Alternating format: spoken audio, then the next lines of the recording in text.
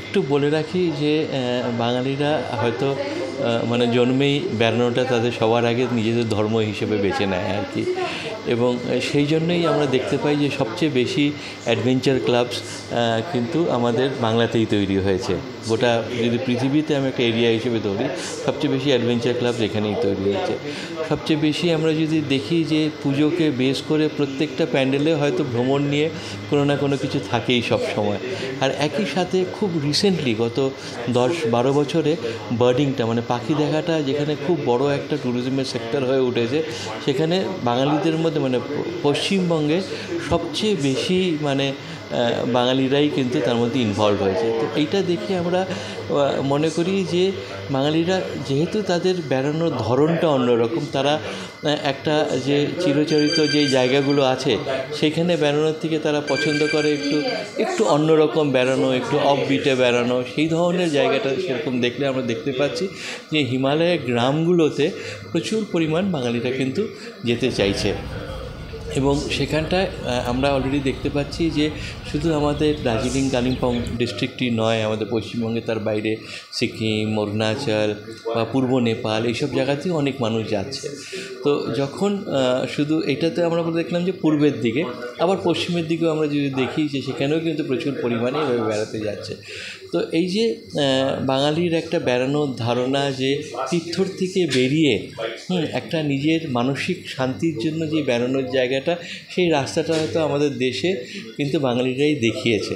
তো সেখানটায় বলে রাখি যে এখানে বেশি পয়সা বা সস্তার ব্যাপার নয়, এখানে সবচেয়ে বড় ব্যাপার যে বাঙালিরা বেড়াতে যেতে চাইছেন, এবং বাঙালিদের বেড়ানোটা তারা গোটা দেশকে একটা রাস্তা দেখাচ্ছে, সেইটা হচ্ছে সবচেয়ে বড় দিক আর কি। দ্বিতীয়ত বলে রাখি যে এই সময় যেখানে ট্রেন ভাড়া, প্লেন ভাড়া বা বাস ভাড়া সব কিছুই ডাইনামিক, একমাত্র ট্রাভেলে যেই রুম রেন্ট বা গাড়ির খরচা এটা কিন্তু ডাইনামিক নয়।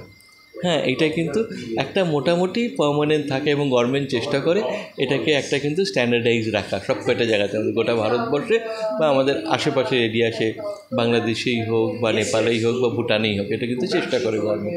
তাতে করে আমরা দেখতে পাই যে ট্রাভেল সবসময় এই দিকটা কিন্তু বাঙালিরা দেখিয়ে রেখেছে, এবং আমরা এই বছর আমরা টিটিএফের ট্রেন দেখে আমরা বুঝতে পারছি যে অনেক নতুন এরিয়া, যেরকম বিশেষ করে বিহার এত বড় করে হাইলাইট করছে। বিহারে আমরা কোনো সময় ভাবি না যে লেজারের জন্য বেড়াতে যাব, কিন্তু যেই বিহার একটা সময় এত বাংলার খুব ক্লোজ আমরা জানি একটা জায়গা হিসেবে ছিল, এবং আমরা একসাথে মিলে বহু বছর একসাথে বাঙালিদের হাওয়া বদলের জায়গা ছিল, সেইখানে আবার বাঙালিরা ফিরে যেতে চাইছে। এটা দেখে খুব আনন্দ হচ্ছে, এবং এইবার টিটিএফে মনে হচ্ছে যে তারা বাঙালিদের মনে একটা জায়গা করে নিয়েছে।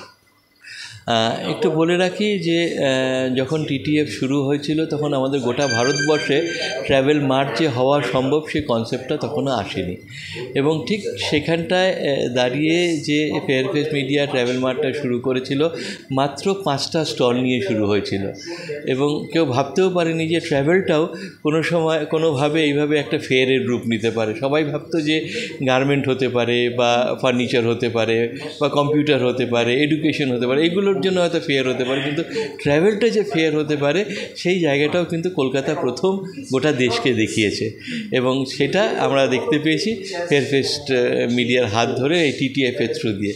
আজকের দিনে টিটিএফটা যে আমি বলবো যে শুধু একটা মেলা বেড়ানোর জন্য তা নয়, টিটিএফটা যারা ট্যুরিজমের সাথে যুক্ত আছে তাদের প্রাণে একটা জায়গা, তাদের মনে একটা জায়গা করে নিচ্ছে, একটা কনসিয়াস বলতে পারি।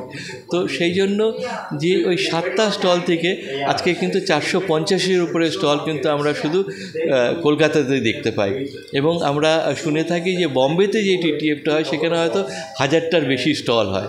তার মানে এইখানটায় এটা নিয়ে যাওয়া গেছে আর কি, একটা বাংলার একটা সংস্থা ট্র্যাভেলটাকে এই জায়গাটাতে নিয়ে যেতে পেরেছে। তো সেখানটায় এইবার পুজোয় যেটা আমরা দেখতে পাচ্ছি যে সবচেয়ে বেশি যেই ডিম্যান্ডগুলো হচ্ছে সেগুলো বেশিরভাগই অফবিট জায়গাগুলোর জন্য।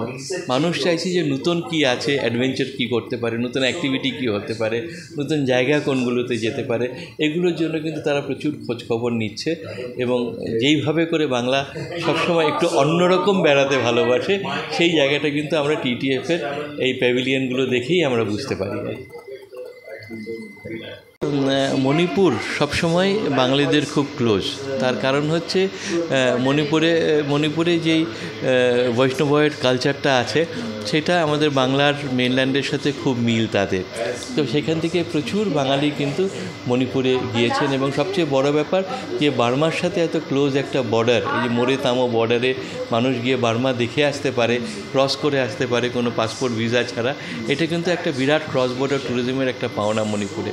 এবং তার সাথে লোকটাক লেক, এরকম একটা ন্যাচারাল লেক, এত বড় লেক কোথাও একটা পাওয়া। এবং সবচেয়ে বেশি খুশি হয় বেড়াতে গিয়ে মানুষরা গিয়ে মায়েদের তৈরি করা মার্কেটটা দেখে।